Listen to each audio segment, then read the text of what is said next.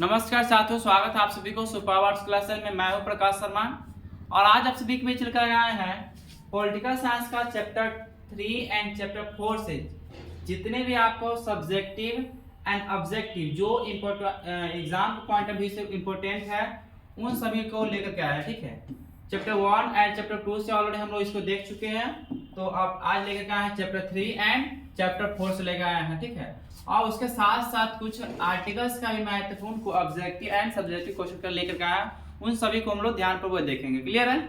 चलिए तो हम लोग देखते हैं जो चैप्टर 3 है हमारे, चैप्टर 3 है जिसका नाम है नियोजित विकास की राजनीति। तो इससे पहला क्वेश्चन आ रहा है कि भारत में योजना आयोग का अध्यक्ष कौन था। भारत में योजना आयोग का अध्यक्ष कौन था? तो इसका राइट आंसर क्या आ जाएगा? इसका राइट आंसर हो जाएगा प्रधानमंत्री हो जाता है वो, तो योजना के अध्यक्ष हुआ करते थे। ठीक है, चलिए तो हम लोग नेक्स्ट क्वेश्चन देखते हैं। नेक्स्ट क्वेश्चन है हमारे, योजना आयोग कौन सा निकाय है? योजना आयोग संवैधानिक निकाय है, गैर संवैधानिक निकाय है, व्यक्तिगत निकाय है? तो इसका राइट आंसर क्या आ जाएगा? इसका राइट आंसर हो जाएगा गैर संवैधानिक निकाय है योजना आयोग। क्लियर है? चलिए तो नेक्स्ट क्वेश्चन हम लोग देखते हैं। नेक्स्ट क्वेश्चन है, योजना आयोग को भंग कर कौन सा आयोग बना दिया गया? जब योजना आयोग की स्थापना हुआ था, कब हुआ था? वो 1950 में किया गया था। ठीक है, 1950 में किया गया था और इसके स्थान पे क्या हुआ कि 2014 में क्या हुआ कि योजना आयोग का नाम को परिवर्तित कर दिया गया और 1 जनवरी 2015 से क्या हुआ कि इस योजना का नाम बदल करके क्या कर दिया गया? उसका नाम नीति आयोग कर दिया गया। क्या कर दिया? नीति आयोग, इसका नाम कर दिया गया। क्लियर है? इसका राइट आंसर क्या आ जाएगा? नीति आयोग, यानी कि ऑप्शन नंबर ए हो जाएगा। क्लियर है? चलिए तो नेक्स्ट क्वेश्चन हम लोग देखते हैं। नेक्स्ट क्वेश्चन है, एम एस स्वामीनाथन का संबंध है। एम एस स्वामीनाथन का संबंध किससे है? तो ये हरित क्रांति से। क्या है? हरित क्रांति से संबंध है एम एस स्वामीनाथन है। क्लियर है? गरीबी हटाओ का नारा किसने दिया? गरीबी हटाओ का नारा देने का काम किए तो इंदिरा गांधी दिए थे। क्लियर है? इंदिरा गांधी जी दिए थे, वो गरीबी हटाओ का नारा देने का काम किए थे। चलिए तो हम लोग एक फर्स्ट जो सब्जेक्टिव क्वेश्चन है, हरित क्रांति क्या है? तो सरकार ने खाद्य सुरक्षा को सुनिश्चित करने के लिए कृषि की नई रणनीति अपनाई। सरकार ने उच्च गुणवत्ता के बीज, उर्वरक, कीटनाशक और बेहतर सिंचाई सुविधा के लिए किसानों को उपलब्ध करना शुरू कर दिया, जिसके कारण कृषि के क्षेत्र में आश्चर्यजनक विकास हुआ और इसी रणनीति को क्या बुलाता है? इसको बुलाता है हरित क्रांति के नाम से जाना जाता है। क्लियर है? चलिए तो हम लोग देखते हैं आगे। अगले क्वेश्चन है, 1952 में किस संगठन की स्थापना किया गया था? तो 1952 में किस संगठन की स्थापना किया था? तो वो इसका राइट आंसर क्या जाएगा?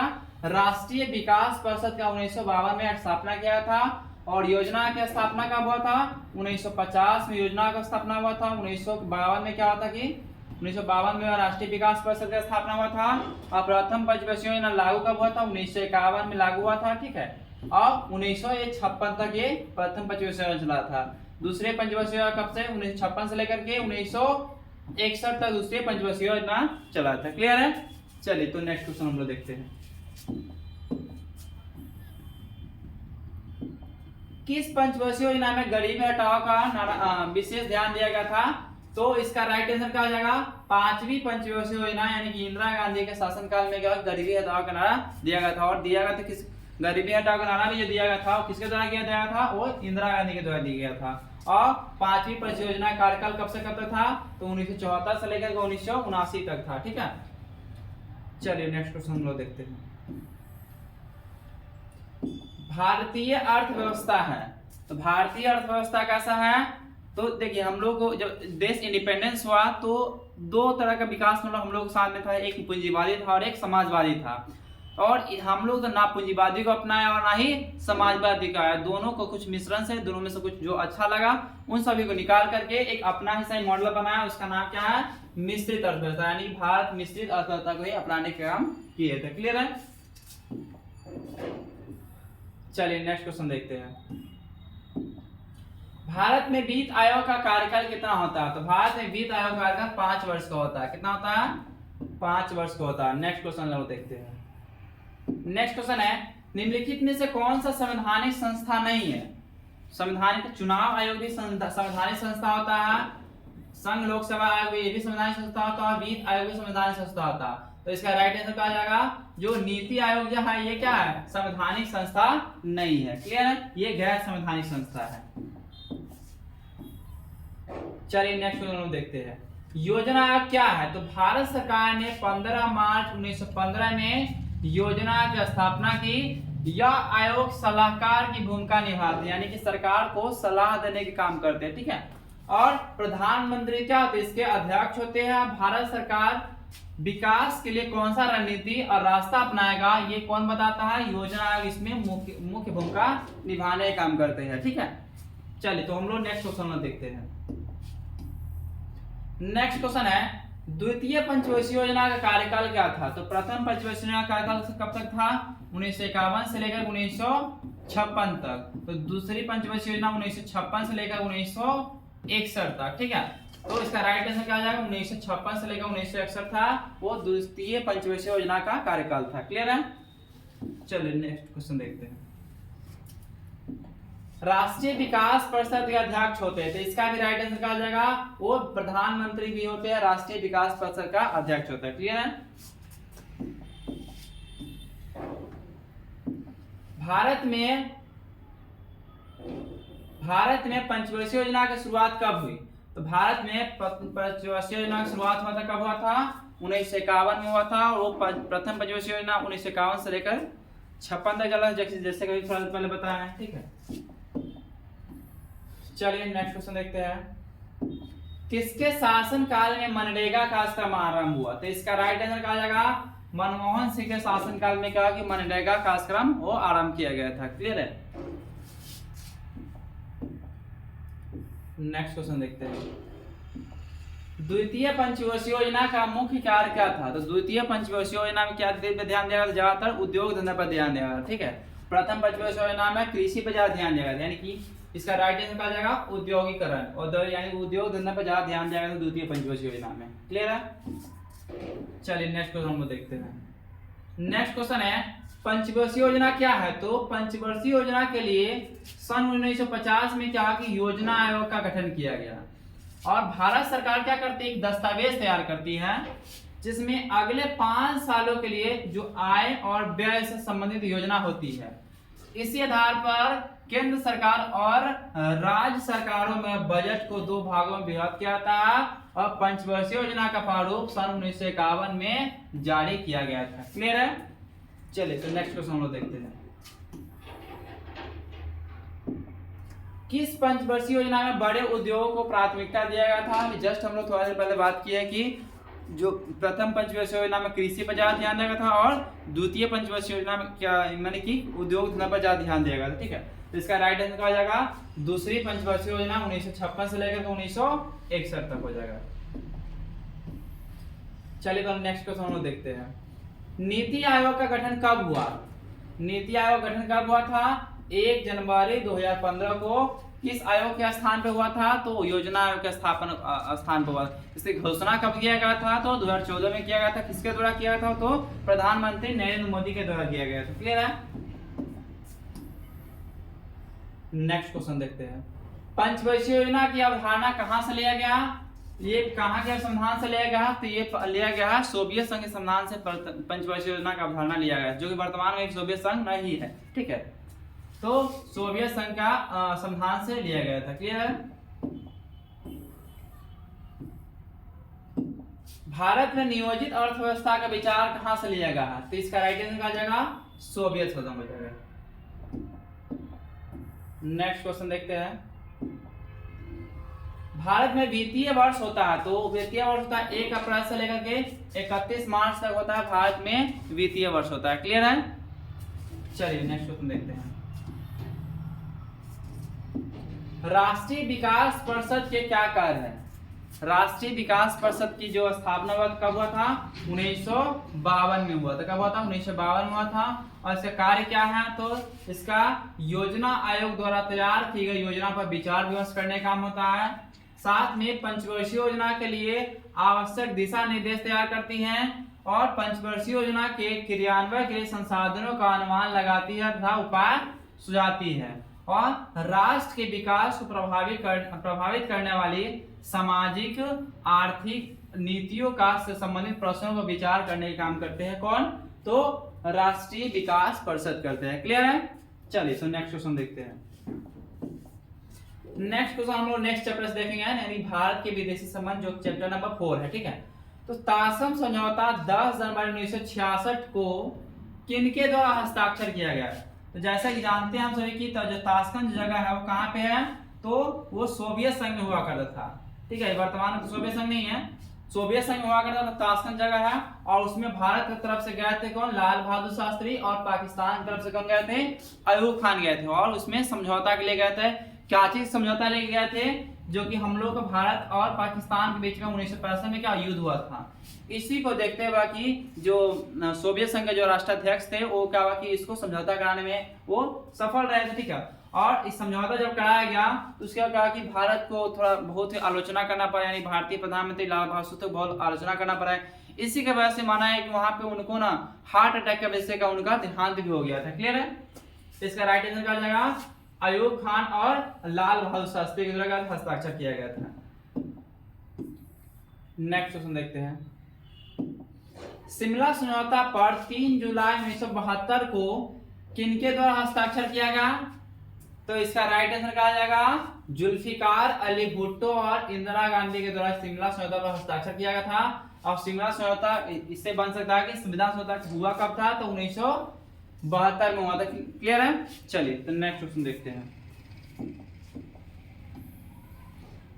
लाल बहादुर शास्त्री का निधन कब हुआ था? जस्ट हम लोग देखे हैं कि लाल बहादुर शास्त्री का निधन ताशकंद में हुआ था। और कब हुआ था? तो ताशकंद समझौता के दौरान हुआ था, 1966 में किया हुआ था। ठीक है, चलिए नेक्स्ट क्वेश्चन देखते हैं। मैकमोहन रेखा क्या है?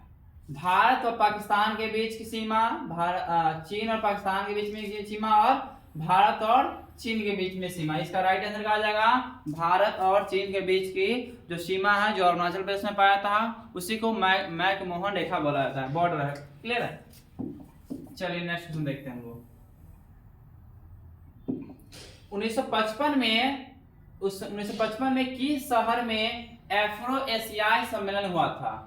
तो इसका राइट आंसर क्या आ जाएगा? बांडुंग में हुआ था। क्या हुआ था कि बांडुंगा में हुआ था, एफ्रो एशियाई सम्मेलन किया गया था 1955 में। ठीक है, चलिए नेक्स्ट क्वेश्चन देखते हैं। विदेश नीति क्या है? तो दुनिया में सभी देश एक दूसरे के साथ आपस में एक संबंध रखना चाहते हैं। आपस में संबंध रखने के लिए सभी देशों ने एक नीति अपनाए, इसी नीति को विदेश नीति कहते हैं। भारत के पहले प्रधानमंत्री और विदेश मंत्री जवाहरलाल नेहरू थे, उन्हीं के द्वारा विदेश नीति की रचना किया गया था। यानी कि भारत के पहले प्रधानमंत्री भी कौन थे? पंडित जवाहरलाल नेहरू ही थे। और पहले विदेश मंत्री भी कौन थे? तो पंडित जवाहरलाल नेहरू ही थे। ठीक है, चलिए नेक्स्ट क्वेश्चन देखते हैं। भारत व चीन के बीच पंचशील समझौता पर हस्ताक्षर किस वर्ष हुआ? तो पंचशील समझौता किस वर्ष हुआ था? 1954 में भारत और चीन के बीच पंचशील समझौता पर हस्ताक्षर किया गया था। क्लियर है? किस वर्ष चीन ने भारत पर आक्रमण किया था?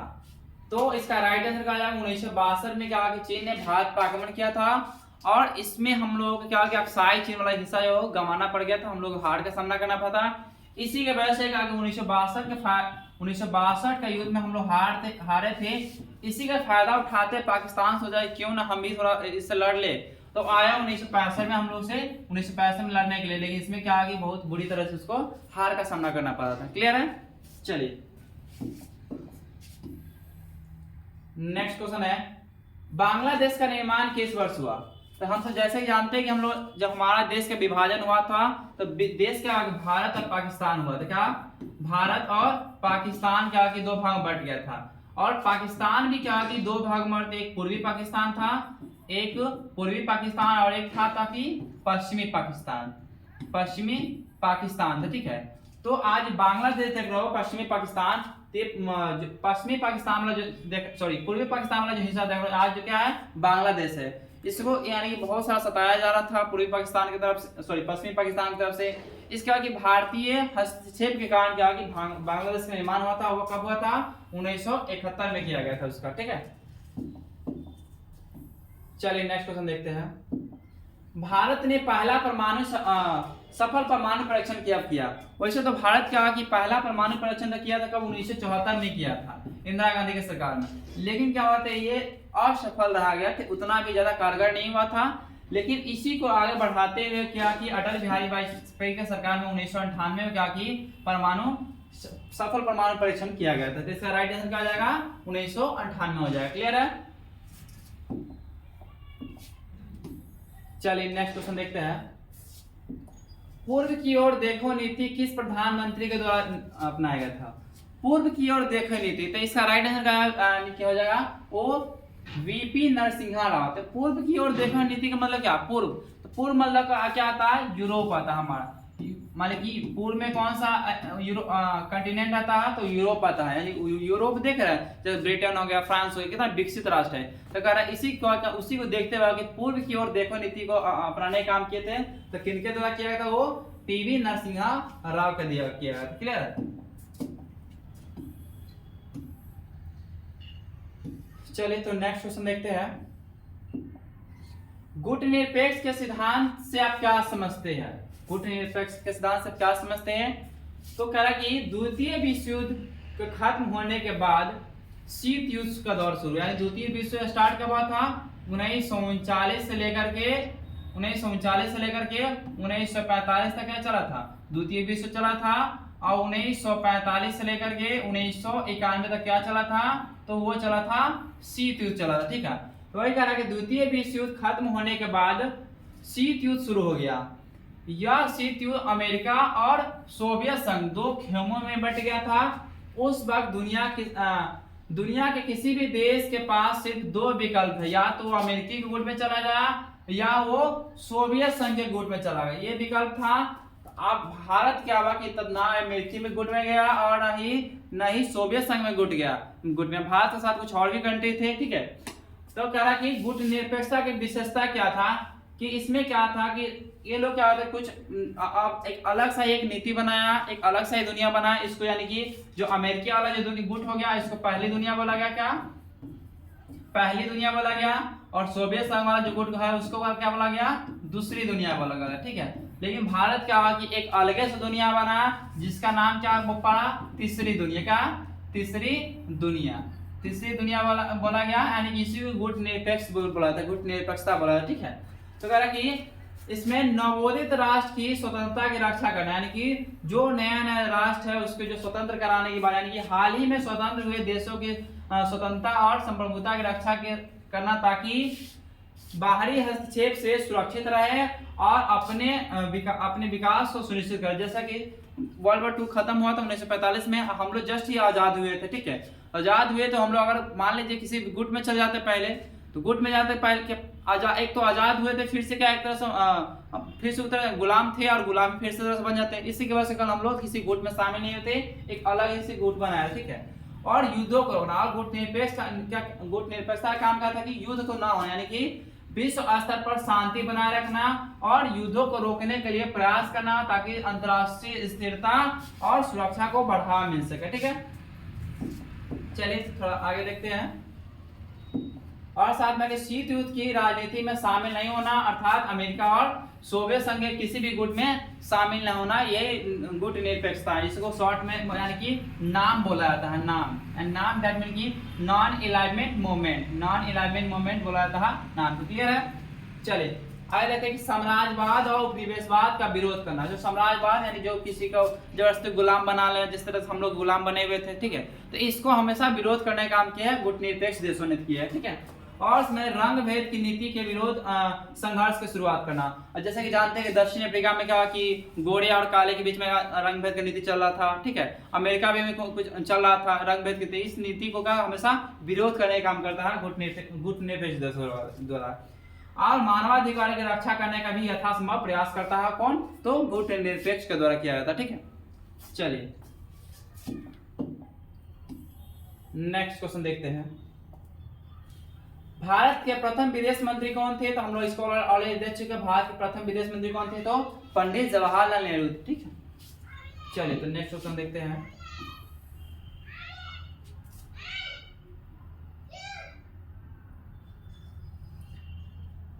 गुटनिरपेक्ष आंदोलन का 8वां शिखर सम्मेलन कहां वो हुआ था?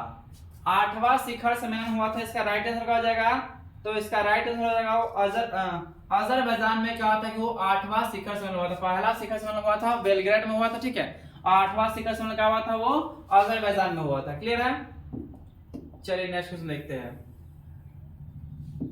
जय जवान जय किसान का नारा जय जवान जय किसान का मशहूर नारा ये किसने दिया है? तो इसका राइट आंसर क्या जाएगा?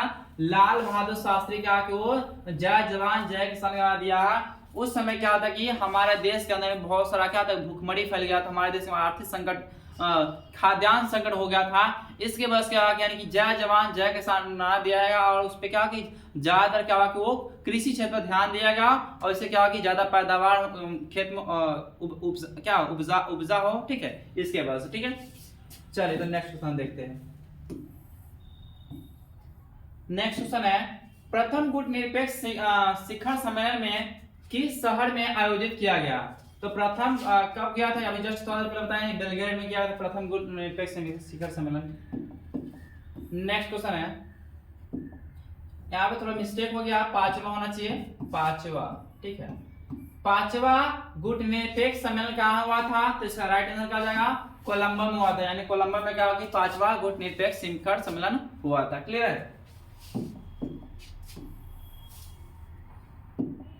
भारत के परमाणु नीति का विवेचना कीजिए। यानी भारत का परमाणु नीति क्या है? यानी भारत के पास भी एटम बम है। ठीक है, तो उसका योजना क्या होता है? उसका विवेचना नीति क्या है? तो कहा कि भारत अपनी परमाणु क्षमता का शांतिपूर्ण और रचनात्मक कार्यों में प्रयोग करेगा। ऐसा नहीं कि भारत के पास परमाणु बम जाकर लेकर जाकर किसी पर जाकर पटक देगा। कह रहा है कि भारत का एक नीति यही है कि भारत उसी देश को परमाणु हमला कर सकता है जिसके पास परमाणु बम है। अगर वो हमको अगर परमाणु बम अगर चलाता है हम पे, तो क्या तब हम उस पे परमाणु बम जला सकते। यानी पहले भारत क्या कि पहले हम लोग नहीं चला पाएंगे, नहीं चला सकते। ठीक है, तो कह रहा कि भारत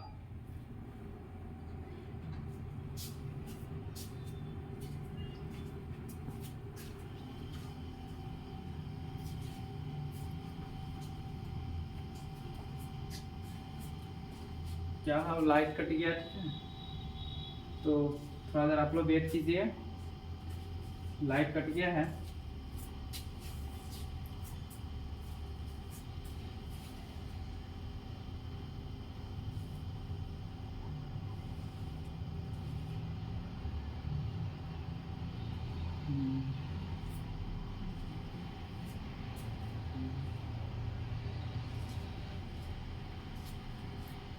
अचानक लाइट कट गया है, तो थोड़ा सा आप लोग वेट कर लीजिए। ठीक है,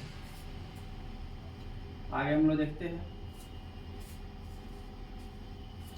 आप लोग इस चैनल को जितना ज़्यादा से ज़्यादा शेयर कीजिएगा, लाइक कीजिएगा, सब्सक्राइब कीजिएगा। और आप लोगों को हम पूरा जितने भी चैप्टर है सभी चैप्टर को क्या करेंगे, इस तरह से ऑब्जेक्टिव एंड सब्जेक्टिव जितने भी इंपॉर्टेंट एग्जाम के लिए है उस सभी को लेकर के आते रहेंगे। इसलिए क्या कि आप लोग जितना ज़्यादा से ज़्यादा शेयर कीजिएगा, जितना ज़्यादा लाइक कीजिएगा, उतना ज़्यादा क्या हम लोग को मुझे वीडियो बनाने में क्या मोटिवेशन मिलेगा। ठीक है, तो चलिए हम लोग देखते हैं आगे।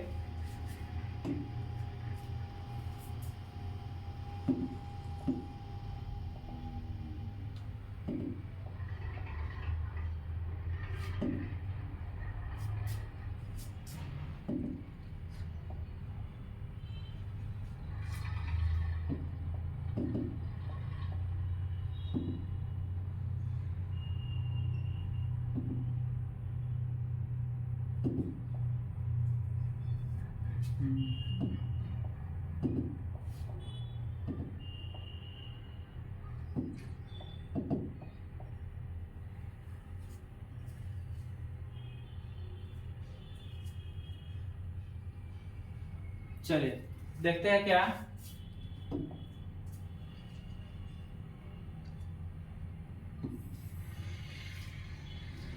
भारत के परमाणु नीति का विवेचना कीजिए, यानी कि भारत की परमाणु नीति की निम्नलिखित विवेचना है। भारत अपनी परमाणु क्षमता का शांतिपूर्ण और रचनात्मक कार्यों में प्रयोग करेगा और भारत किसी अन्य देशों पर परमाणु हमला नहीं करेगा, किंतु अगर कोई पहले करेगा तो फिर भारत भी इसका जवाब देगा और भारत किसी प्रकार के भेदभाव परमाणु संधि पर हस्ताक्षर नहीं करेगा। ठीक है, जैसे कि परमाणु अप्रसार संधि आया था जिसपे क्या उसमें बोला गया था कि यानी कि जिस कंट्री के पास पहले से परमाणु हथियार है वही परमाणु हथियार रखेगा, यानी कि जो 5 कंट्री था 6 कंट्री था जिसके पास पहले से परमाणु हथियार था तो उस पर बहुत सारे देश क्या हस्ताक्षर किए, इसमें भारत क्या परमाणु हथियार उस पर हस्ताक्षर नहीं किया। क्यों उसमें क्या उसमें बहुत सारा विरोध था। ठीक है, चलिए तो नेक्स्ट क्वेश्चन देखते हैं हम लोग। नेक्स्ट क्वेश्चन है गलवान घाटी कहाँ अवस्थित हो, तो गलवान घाटी कहाँ पे है, तो लद्दाख में है। ठीक है, चलिए नेक्स्ट क्वेश्चन देखते हैं। परमाणु अप्रसार संधि पर किस वर्ष हस्ताक्षर हुए, तो अभी जस्ट हमने जिसका बात की है तो परमाणु अप्रसार संधि पे कहा कि 1968 में बात हस्ताक्षर हुआ था। ये वही है जो विरोध वाला, यानी कि इसमें क्या था कि जिस कंट्री के पास परमाणु हथियार है वही क्या रख पाएगा, अन्यथा दूसरा नहीं रहेगा। इस पे भारत हस्ताक्षर नहीं किए थे। क्लियर है, चलिए नेक्स्ट देखते हैं। नीति आयोग का गठन कब हुआ था, तो 1 जनवरी क्या हुआ था कि 1 जनवरी 2015 को किया गया, नीति आयोग गठन किया गया था।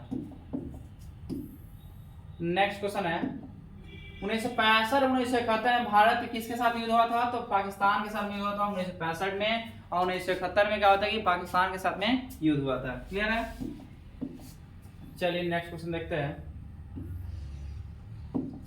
निम्नलिखित में से किसके परिणाम स्वरूप एक नया देश अस्तित्व में आया था, तो कौन आया था, भारत और पाकिस्तान युद्ध के बाद आया था। क्लियर है, नेक्स्ट क्वेश्चन। ताशकंद समझौते पे एक संक्षिप्त टिप्पणी लिखे, तो भारत और पाकिस्तान के बीच 1966 में एक संधि हुई जिसे ताशकंद समझौता कहा था। ताशकंद समझौता सोवियत संघ के प्रभाव से हुआ था और इस समझौते पर भारतीय प्रधानमंत्री लाल बहादुर शास्त्री और पाकिस्तान के राष्ट्रपति अयूब खान के हस्ताक्षर हुए थे। ठीक है, अब हम लोग देखते हैं कुछ महत्वपूर्ण अनुच्छेद से जो क्वेश्चन है उन सभी को हम लोग इसको ध्यानपूर्वक देखते हैं। ठीक है, भारतीय संविधान के किस अनुच्छेद के तहत राष्ट्रीय आपातकाल आया था, यानी कि हम जानते हैं कि अपने देश में 3 अनुच्छेद है जिसके तहत आपातकाल आया था। एक होता है राष्ट्रीय आपातकाल जो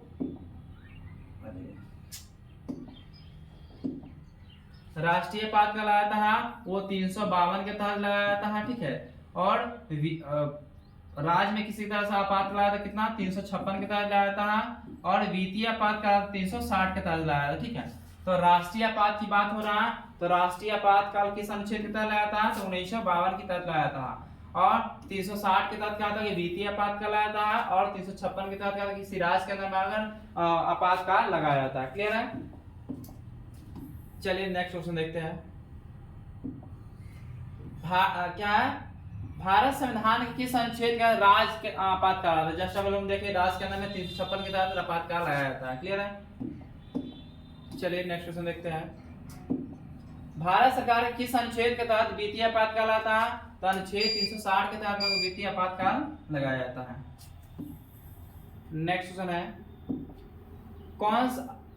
संविधान कौन सा अनुच्छेद पंचायती राज को प्रभाषित करता है, तो पंचायती राज को प्रभाषित कौन सा अनुच्छेद करता है, तो इसका राइट आंसर क्या है 243 जो है वो पंचायती राज को प्रभाषित करने का काम करते हैं। क्लियर है, नेक्स्ट क्वेश्चन है संविधान के किस अनुच्छेद में समानता के बारे में बताया गया, तो ये अनुच्छेद 14 में क्या होगा समानता के बारे में बताया गया, अनुच्छेद 14 में इसके बारे में बताया गया होगा। क्लियर है, चलिए नेक्स्ट क्वेश्चन देखते हैं। संविधान के किस अनुच्छेद में भारत के राष्ट्रपति का उल्लेख मिलता है, तो भारत के राष्ट्रपति का उल्लेख मिलता है आपको अनुच्छेद 52 में मिलता है। किसमें मिलता है, सॉरी क्या है, संविधान के किस अनुच्छेद में भारत के राष्ट्रपति का उल्लेख मिलता है, तो भारत का राष्ट्रपति उल्लेख मिलता है अनुच्छेद 52, हाँ ठीक तो है अनुच्छेद 52 में मिलता है। क्लियर है, चलिए नेक्स्ट क्वेश्चन देखते हैं। राष्ट्रपति संविधान के किस अनुच्छेद के अंतर्गत लोकसभा को भंग कर सकता है, तो इसका राइट आंसर कहा जाएगा अनुच्छेद 85 का क्या लोकसभा को भंग करने का अधिकार है राष्ट्रपति के पास। क्लियर है? चलिए नेक्स्ट क्वेश्चन देखते हैं। किस अनुच्छेद के तहत राष्ट्रपति वीटो शक्तियां का प्रयोग कर सकता है? तो अनुच्छेद 111 के तहत वीटो शक्ति प्रयोग कर सकते हैं। नेक्स्ट क्वेश्चन है, किस अनुच्छेद के तहत राष्ट्र संसद को नागरिकता से संबंधित कानून बनाने का अधिकार दिया गया? तो ये इसका राइट आंसर क्या जाएगा? अनुच्छेद 11 के तहत है। ठीक है, चलिए नेक्स्ट क्वेश्चन देखते हैं। नेक्स्ट क्वेश्चन है, संविधान के किस अनुच्छेद में संसद के गठन का उल्लेख किया?